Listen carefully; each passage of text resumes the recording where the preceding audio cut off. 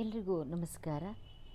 ಈ ಅವಧಿಯಲ್ಲಿ ನಾವು ಮೌರ್ಯರ ಪ್ರಸಿದ್ಧ ಅರಸನಾದ ಅಶೋಕ ಹಾಗೂ ಅಶೋಕನ ಜೀವನದಲ್ಲಿ ನಡೆದ ಪ್ರಮುಖ ಘಟನೆಯಾದ ಕಳಿಂಗ ಯುದ್ಧದ ಬಗ್ಗೆ ತಿಳಿಯೋಣ. ಅಶೋಕನು ಮೌರ್ಯರಲ್ಲಿ ಶ್ರೇಷ್ಠ ಅರಸನಾಗಿದ್ದಾನೆ ಮತ್ತು ಚಂದ್ರಗುಪ್ತ ಮೌರ್ಯನ ಮೊಮ್ಮಗ ಹಾಗೂ ಬಿಂದುಸಾರನ ಮಗನಾದ ಈತನನ್ನು ಶಾಸನಗಳಲ್ಲಿ ದೇವನಾಂಪ್ರಿಯ ಎಂದು ಹೆಸರಿಸಲಾಗಿದೆ. ಅವುಗಳು ಅಶೋಕನ ಶ್ರೇಷ್ಠ ವ್ಯಕ್ತಿತ್ವವನ್ನು ಸೂಚಿಸುತ್ತವೆ. ಅಶೋಕನು ತನ್ನ ತಂದೆ ಬಿಂದುಸಾರನ ಆಡಳಿತಾವಧಿಯಲ್ಲಿ ಮೊದಲಿಗೆ ಉಜ್ಜಯಿನಿಯ ರಾಜ್ಯಪಾಲನಾಗಿ, ನಂತರದಲ್ಲಿ ತಕ್ಷಶಿಲೆಯ ರಾಜ್ಯಪಾಲನಾಗಿ ಕಾರ್ಯನಿರ್ವಹಿಸುತ್ತಿದ್ದನು. ಬೌದ್ಧ ಕೃತಿಗಳಾದ ದೀಪವಂಶ ಮತ್ತು ಮಹಾವಂಶಗಳು ಆರಂಭದ ಜೀವನವನ್ನು ಚಿತ್ರಿಸುತ್ತಾ, ರಾಧಾಗುಪ್ತನೆಂಬ ಮಂತ್ರಿಯ ಸಹಾಯದಿಂದ ಅಶೋಕನು ತನ್ನ 99 ಸಹೋದರರನ್ನು ಕೊಂದು ಅಧಿಕಾರಕ್ಕೆ ಬಂದನೆಂದು ತಿಳಿಸುತ್ತವೆ. ಟಿಬೆಟ್ ಇತಿಹಾಸಕಾರ ತಾರಾನಾಥನು ಅಶೋಕನು 6 ಸಹೋದರರನ್ನು ಕೊಂದು ಅಧಿಕಾರಕ್ಕೆ ಬಂದನೆಂದು ಅಭಿಪ್ರಾಯಿಸುತ್ತಾನೆ. ಆದರೆ ಇದು ನಂಬಲರ್ಹವಲ್ಲ. ವಿ.ಎ. ಸ್ಮಿತ್, ನೀಲಕಂಠ ಶಾಸ್ತ್ರಿಯವರು ಅಶೋಕನ ಪಟ್ಟಾಭಿಷೇಕವು ಬಿಂದುಸಾರನು ಮೃತನಾದ 4 ವರ್ಷಗಳ ತರುವಾಯ ಪಾಟಲಿಪುತ್ರದಲ್ಲಿ ನಡೆಯಿತು ಎಂದು ಅಭಿಪ್ರಾಯಪಟ್ಟಿದ್ದಾರೆ. ಇದಕ್ಕೆ ಅವರು ನೀಡುವ ಪ್ರಮುಖ ಕಾರಣವೆಂದರೆ, ಬಿಂದುಸಾರನ ನಂತರ ಅವನ ಮಕ್ಕಳಲ್ಲಿ ಉತ್ತರಾಧಿಕಾರತ್ವಕ್ಕಾಗಿ ನಡೆದ ಹೋರಾಟದಿಂದ ಪಟ್ಟಾಭಿಷೇಕವು 4 ವರ್ಷಗಳ ಕಾಲ ವಿಳಂಬವಾಯಿತು.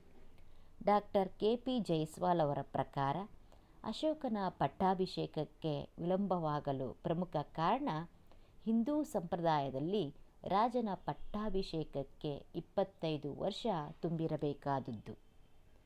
ಆದ್ದರಿಂದ ಅಶೋಕನು ಆಗ ಕೇವಲ 21 ವರ್ಷದವನಾಗಿದ್ದರಿಂದ ಇವನ ಒಂದು ಪಟ್ಟಾಭಿಷೇಕವು 4 ವರ್ಷಗಳ ಕಾಲ ಮುಂದೂಡಿತು ಎಂದು ತಿಳಿಸಿದ್ದಾರೆ. ಅಶೋಕನು ಅಧಿಕಾರಕ್ಕೆ ಬಂದ ಮೇಲೆ ತನ್ನ ಪೂರ್ವಿಕರಂತೆ ಆಕ್ರಮಣ ನೀತಿಯನ್ನೇ ಅನುಸರಿಸಿದನು ಹಾಗೂ ವಿದೇಶಿ ರಾಜರೊಂದಿಗೆ ಉತ್ತಮ ಬಾಂಧವ್ಯವನ್ನು ಹೊಂದಿದ್ದನು. ಇನ್ನು ನಾನು ಆಗಲೇ ತಿಳಿಸಿದಂತೆ ಅಶೋಕನ ಜೀವನದಲ್ಲಿ ನಡೆದ ಪ್ರಮುಖ ಘಟನೆ ಕಳಿಂಗ ಯುದ್ಧ. ಇದರ ಬಗ್ಗೆ ತಿಳಿಯುವುದಾದರೆ, ಮಹಾನದಿ ಹಾಗೂ ಗೋದಾವರಿ ನದಿಗಳ ನಡುವಿನ ಪ್ರದೇಶವೇ ಕಳಿಂಗ. ಇದು ಈಗಿನ ಒಡಿಸ್ಸಾ ರಾಜ್ಯದಲ್ಲಿದೆ. ಕಳಿಂಗದ 13ನೇ ಬಂಡೆಗಲ್ಲು ಶಾಸನದ ಪ್ರಕಾರ ಅಶೋಕನು ಸಾಮಾನ್ಯ ಶಕಪೂರ್ವ 261ರಲ್ಲಿ, ಅಂದರೆ ತನ್ನ ಆಳ್ವಿಕೆಯ 8ನೇ ವರ್ಷದಲ್ಲಿ ಕಳಿಂಗದ ಮೇಲೆ ಯುದ್ಧ ಮಾಡಿದನು. ಕಳಿಂಗರು ಅತ್ಯಂತ ಸಾಹಸಿಗಳು ಹಾಗೂ ಸ್ವಾತಂತ್ರ್ಯ ಪ್ರಿಯರಾಗಿದ್ದು, ಯುದ್ಧದಲ್ಲಿ ಅಶೋಕನ ವಿರುದ್ಧ ಹೋರಾಡಿದರು.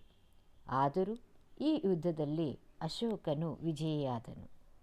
ಆದರೆ ರಣರಂಗದಲ್ಲಿನ ಸೈನಿಕರ ಸಾವು, ನೋವು, ನರಳಾಟ ಮತ್ತು ಅವರ ಸಂಬಂಧಿಗಳ ರೋದನ ಅಶೋಕನ ಮನಪರಿವರ್ತನೆಗೆ ಕಾರಣವಾಯಿತು.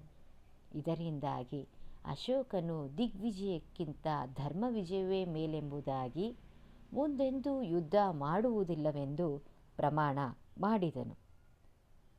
ಮುಂದೆ ಕಳಿಂಗ ಯುದ್ಧದ ಪರಿಣಾಮಗಳನ್ನು ಚರ್ಚಿಸುವುದಾದರೆ, ಈ ಯುದ್ಧವು ಅಶೋಕನ ಮನಪರಿವರ್ತನೆಗೆ ಕಾರಣವಾಯಿತು. ದಿಗ್ವಿಜಯದ ಬದಲಾಗಿ ಧರ್ಮವಿಜಯ ಅನುಸರಿಸಿದನು. ಆರಂಭದಲ್ಲಿ ಶಿವನ ಆರಾಧಕನಾದ ಇವನು ಉಪಗುಪ್ತನೆಂಬ ಬೌದ್ಧ ಸನ್ಯಾಸಿಯ ಪ್ರಭಾವದಿಂದ ಬೌದ್ಧ ಧರ್ಮವನ್ನು ಸ್ವೀಕರಿಸಿದನು. ಬೌದ್ಧ ಸಾಹಿತ್ಯದಲ್ಲಿ ಆಸಕ್ತಿ ವಹಿಸಿದನಲ್ಲದೆ ಬೌದ್ಧ ಧರ್ಮದ ಪ್ರಚಾರವನ್ನೂ ಸಹ ಅಶೋಕನು ಕೈಗೊಂಡನು. ಪ್ರಜೆಗಳ ಕಲ್ಯಾಣಕ್ಕಾಗಿ ಅನೇಕ ಕಾರ್ಯಕ್ರಮಗಳನ್ನು ಹಮ್ಮಿಕೊಂಡನು. ಆದರೆ ಅಶೋಕ ಯುದ್ಧವನ್ನು ತ್ಯಜಿಸಿ ಅಹಿಂಸಾ ನೀತಿಯನ್ನು ಅನುಸರಿಸಿದ್ದರಿಂದಾಗಿ ಸೈನ್ಯಬಲವು ಕುಂದಿ ಮೌರ್ಯರ ಅವನತಿಗೆ ಕಾರಣವಾಯಿತು ಎಂದು ಕೆಲವು ವಿದ್ವಾಂಸರು ಅಭಿಪ್ರಾಯಪಟ್ಟಿದ್ದಾರೆ. ಹೀಗೆ ವೀರಯೋಧನಾಗಿ, ವಿಶ್ವದ ಶಾಂತಿದೂತನಾಗಿ, ಅಹಿಂಸೆಯ ಹರಿಕಾರನಾಗಿ, ಸುಖಿ ರಾಜ್ಯದ ಸ್ಥಾಪಕನಾಗಿ ಅಶೋಕನು ವಿಶ್ವದ ಇತಿಹಾಸದಲ್ಲಿ ಶ್ರೇಷ್ಠ ಸಾಮ್ರಾಟನಾಗಿ ಹೆಸರುವಾಸಿಯಾಗಿದ್ದಾನೆ. ಇದಿಷ್ಟು ಅಶೋಕ ಹಾಗೂ ಅವನ ಜೀವನ. ವಿದ್ಯಾರ್ಥಿಗಳೇ, ಧನ್ಯವಾದ.